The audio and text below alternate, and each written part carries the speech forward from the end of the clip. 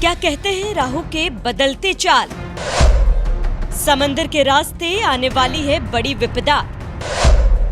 क्या चीन में मचेगी भारी तबाही या पड़ेगा भारत पर बुरा असर?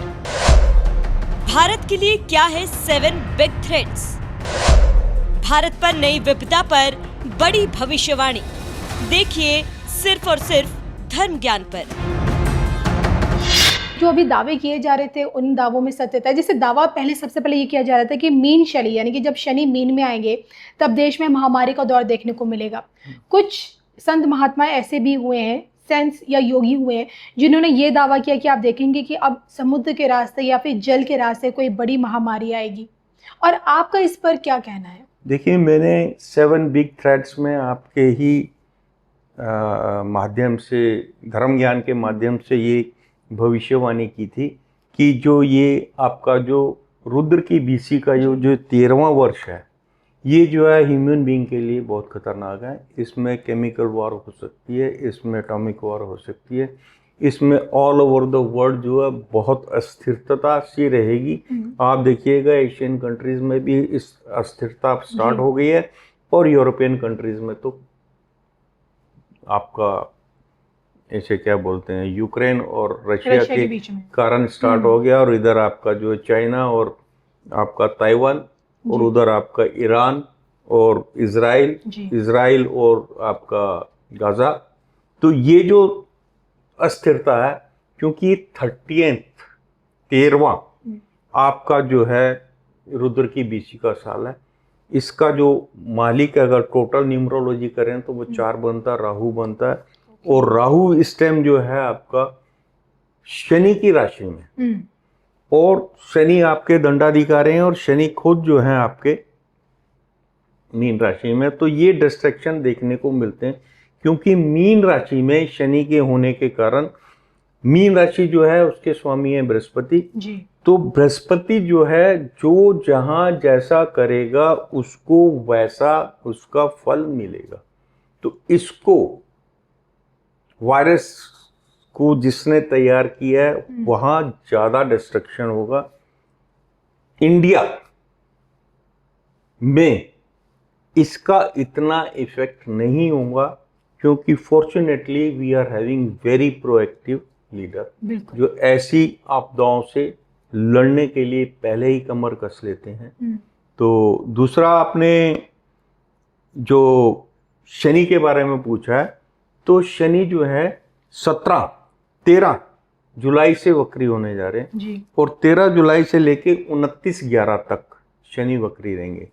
वक्री काल में शनि जो है का जो मेलेफिक इफेक्ट है वो 4 टाइम हो जाता है। मतलब शनि का जो गंदा इफेक्ट है, जो नुकसान देने वाला इफेक्ट है, वो 4 टाइम हो जाता है। शनि वक्री होके अपनी राशि में आएंगे और बहुत पावरफुल हो जाएंगे। अच्छा। और जुलाई तक की लर्निंग, जुलाई तक जिन जिन लोगों ने जैसा किया है उनको उसका इफेक्ट जो है वो आपका 13 जुलाई के बाद नवंबर तक मिलेगा। चाहे वो पॉलिटिशियंस हैं, चाहे वो क्रिमिनल्स हैं, चाहे वो आपका देशद्रोही हैं, जैसे अभी स्पाइंग के केस में पकड़े जा रहे हैं, और चाहे वो उग्रवादी हैं, चाहे आतंकवादी हैं, जो भी जिसने भी पाया किया है, क्राइम किया है, पकड़ा जाएगा। तो दंडाधिकारी आपके शनि है। शनि उनको माकूल उसका जवाब दे। बिल्कुल सर। देखिए, अगर मैं अतीत में जाऊं तो जब कोरोना की फर्स्ट और सेकंड वेव हमने देखी और उस टाइम कुछ कंट्रीज सामने आई, जैसे कि अगर मेरे पास कुछ आंकड़े, जैसे यूएसए में 11.2 करोड़ लोग एक्टिव केसेस थे, लेकिन डेथ 12.5 लाख की हुई। इंडिया में 4.5 करोड़ एक्टिव केसेस थे कोरोना की, लेकिन डेथ रेट जो था 5.5 लाख था। फ्रांस में 4.0 करोड़, लेकिन डेथ रेट 1.67 लाख। लेकिन लास्ट में ब्राज़ील है जिसमें 3.87 करोड़ आपके एक्टिव केस है, लेकिन डेथ थी 7.11 लाख। इन सब आंकड़े को देखते हुए जनसंख्या के मामले में देखिए, भारत सबसे बड़ी जनसंख्या है, 135 करोड़ से भी ज़्यादा। लेकिन यूएसए जिसकी जनसंख्या इतनी नहीं थी, फिर भी सबसे ज़्यादा मरने वाले लोगों की संख्या यूएसए में क्यों, अमेरिका में क्यों सर? देखिए, ये जो मोर्टेलिटी रेट जो यूएस का सबसे हाईएस्ट है, सेकंड हाईएस्ट ब्राजील में हुआ 7.11 जी। करोड़ जो है, उसका स्टडी किया गया और स्टडी में ये पाया गया कि कोरोना का जो बैड इफेक्ट था वो middle class, upper middle class और अपर क्लास पे ज्यादा जी। उसमें जो लोअर क्लास है या लोअर मिडिल क्लास है उस पे इसका इफेक्ट नहीं था जी। तो इस चीज को मद्देनजर रखते हुए आप देखिएगा कि प्रॉस्पेरिटी में सबसे टॉप पे गया यूएस। बिल्कुल। तो यूएस पे सबसे, क्योंकि वहाँ upper middle class, middle class और आपका जो है अपर क्लास बहुत ज़्यादा है। लोअर मिडिल क्लास और बिल्कुल जो है बिलो पॉवर्टी लाइन वाले आपको बहुत कम मिलेंगे। तो मोर्टेलिटी रेट सबसे ज़्यादा यूएस में था।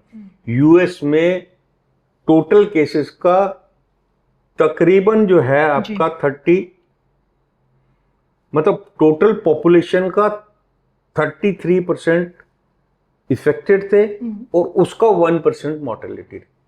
1% के करीब तो हर जगह ही था, मिनिमम 1% तो मोर्टेलिटी रेट हर जगह था। आज का डेटा भी अगर उठाते हैं आप तो इफेक्टिव केसेस इंडिया में 750 हैं और डेथ जो है आपकी 7 हुई है, जिसमें 4 महाराष्ट्र में, 2 दिल्ली में हुई है और एक शायद केरल में हुई है जी। तो यहाँ पे भी अगर आप मोर्टेलिटी रेट को देखते हैं तो 1% है।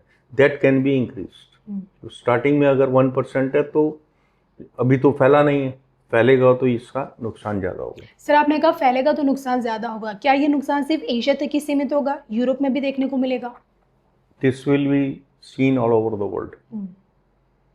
जिस तरीके से पहले जो है तकरीबन जो 120-25 कंट्रीज में इसका बैड इफेक्ट देखने को मिला जी, इस बार भी बिल्कुल वैसे ही देखने को मिलेगा। सर ज़्यादा ज़्यादा बस एक सवाल मेरे मन में हुआ, कोविड के बाद जिस तरह की एक भारत की एक भूमिका देखने को मिली, वैक्सीन नीति के चलते पूरे विश्व भर में भारत के नाम का डंका बजा, हर एक ज़रूरतमंद देश को पीएम मोदी ने अपनी तरफ से वैक्सीन पहुंचाई भारत की तरफ से। क्या वही एक तस्वीर हमें आगे इस बार देखने को मिल सकती है क्या? बिल्कुल, बहुत बढ़िया प्रश्न है। देखो, इस चीज़ को जो है वर्ल्ड वाइड जो है जिस कंट्री ने स्प्रेड किया था उसने पहले वैक्सीन बना ली थी, लेकिन उसकी वैक्सीन कारगर नहीं थी जी। और ऑब्जेक्टिव था कि वैक्सीन से भी पैसा बनाया जाए, लेकिन कर भला तो हो भला। इंडिया ने वैक्सीन विकसित की और विकसित करने के बाद कोवैक्सीन और कोविशील्ड जो है आप देखिए कि ऑल ओवर द वर्ल्ड जो है वो एक्सेप्ट हुई है जी। और मोदी जी ने उसको जो है फ्री में दी है। कुछ पुअर कंट्रीज को तो बिल्कुल फ्री में बांटा। अब मैंने बोला कर भला तो हो भला।